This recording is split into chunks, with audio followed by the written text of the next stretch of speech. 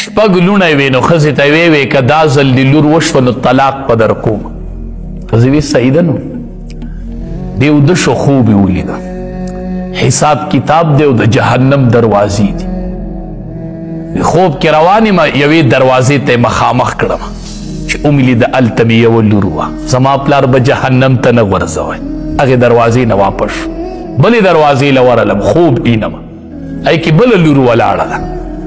زما پلار به جهنم ته نه غورځوي، بلې دروازې له لاړم، هغې کې مې لور ولیدله، هغه ولاړه زما پلار به جهنم ته نه غورځوي. شپږو دروازو ته په خوب کې لاړم، په شپږو کې مې لوڼه ولاړې چې زما پلار به نه غورځوی جهنم ته. چې اوومې دروازې ته مې وکتو هغه خالي پرته وه. بس دې کې راویښ شوم. اولې ښځې ته وې زه به دله طلاق در کومه، بې دعا کوله وی اللهم ارزقنا السابعه، یا الله یوه لور بله راکړي، اوومه لور راکړي، ځکه اوومه دروازه خوشې پرته وه. اللهم ارزقنا السابعه، الله یوه اوومه لور راکړي. دا د جهنم نه پناه ده، پناه. لونه بوج مه ګڼئ، لونه بوج مه ګڼئ، دا هم الله د جهنم نه بچ کوي. دا د جهنم نه ستر دی، ستر. دا هم الله د جهنم نه بچ کوي په دې لونو باندې. نو دا هم د الله د طرف نه یو نعمت دی، رحمت دی. لور رحمت دی، رحمت. او لور په پلار څومره خفه کېږي. لږ امتحان والی که نه، د زوی د لور امتحان واله که نه چې اندازه درته وشي. د لور او د زوی امتحان واله که نه، لږ امتحان خو په لور باندې وکه چې هغه په پلار څومره خفه کېږي. بچي خو نارینه و هلکانو حال خو تاسو ولیده که نه. نو بس په دې مه خفه کېږئ، په دې خوشحالي کوئ. خوشحالي شکر دی.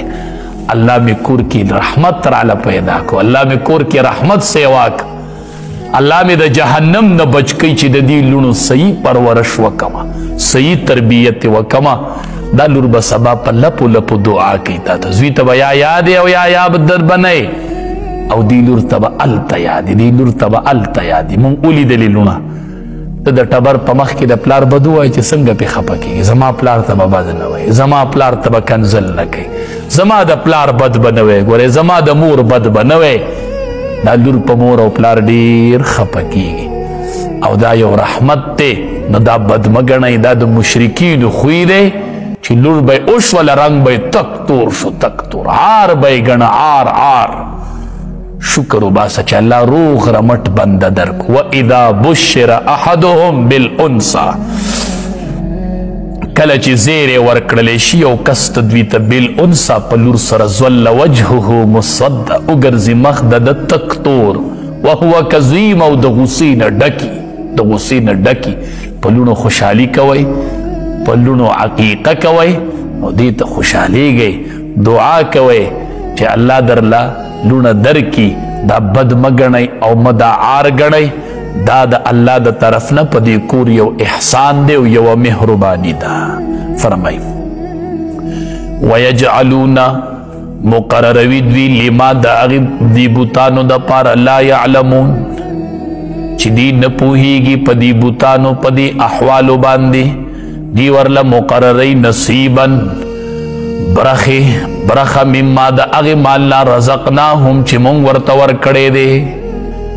تالله قسم په الله، لتسألن، خامخا تپوس به وشي، عما کنتم تفترون، د هغه څه په باره کې چې تاسو دروغ جوړوئ.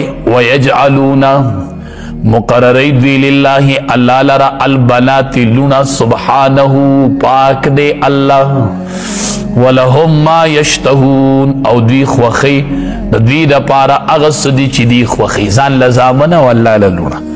واذا بشر احدهم بالانثى، کله چې زیری ورکړلی شي یو کس د دوی ته بالانثى په لور سره، ظل وجهه مسوده، وګرځي مخ د ده تک تور، وهو کظیم، او د غصې نه ډک.